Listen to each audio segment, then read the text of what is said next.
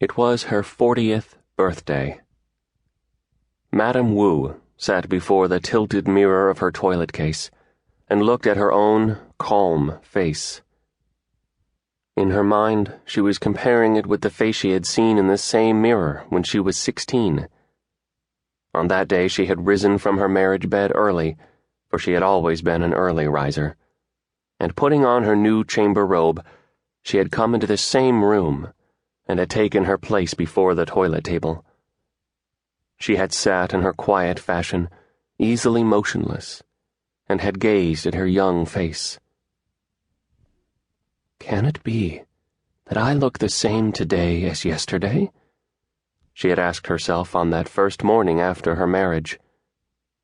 She had examined her face minutely, broad, low forehead, yesterday stripped of its girlhood fringe, long eyes, delicate nose, the oval of cheeks and chin, and the small red mouth, that morning very red. Then Ying, her new maid, had hurried in. "Oh, madam," she had faltered. "I thought today you would not be so early." Ying's cheeks had been bright with blushes.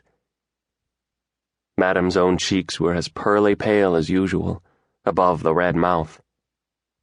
"I like to get up early," she had replied in her usual gentle voice, the voice which in the night the young man whom she had never seen before had told her was like the voice of a singing bird. At this moment, 24 years later, as though she knew what her mistress was remembering, Ying spoke from behind the heavy redwood chair. Her hands were busy with the coils of Madame Wu's shining straight black hair, but she had now made these coils for so many years that she could lift her eyes from the task and look at the beautiful face in the mirror. "Lady, you have changed not at all in these 24 years, Ying said. "Are you thinking of that morning too?" Madame Wu replied. She met Ying's eyes in the mirror with affection. Ying had grown stout in 20 years of being married to the head cook, but Madame Wu was as slender as ever. Ying laughed loudly. "I was more shy than you that morning, lady," she said. "Ah, how shy I was then. With how little cause, lady? It's only natural what goes on between men and women, but then it seems some sort of magic."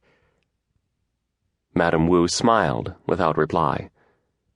She allowed Ying complete freedom in all she said, but when she did not wish to carry on the conversation, she made her smile fleeting and kept silence after it. Ying fell silent too. She pretended dissatisfaction with a coil of the smooth black hair under her fingers, and pursing her lips, she let one strand down and put it up again. When it was finished, she put 2 jade pins into the coil, one on either side, and wetting her hands with an oiled perfume, she smoothed Madame Wu's already sleek head. "My jade earrings," Madame Wu said in her clear, pretty voice. It was a voice so feminine that it concealed everything. "I knew you would want to wear them today," Ying exclaimed. "I have them ready." She opened a small box covered with flowered silk and took out the earrings and fastened them carefully through Madame Wu's little ears. 24 years ago, young Mr. Wu had come into this room at the exact moment when she had dressed her mistress freshly in a soft, wide-sleeved red satin coat over a pleated black satin skirt, whose panels were embroidered front and back with birds and flowers. In his hand, Mr. Wu had held this box. His handsome eyes were full of sleepy content. He had handed the box to Ying, being too well-mannered to speak to his bride before a servant. "Put these in your mistress's ears," he had said. Ying had cried out over the flawless clarity of the jade, and had held them before the bride's eyes. Those eyes had lifted to her husband for one moment, before she dropped the lids with graceful shyness. "Thank you," she had murmured. He had nodded, and then while the maid fastened them into her ears, he had stood watching.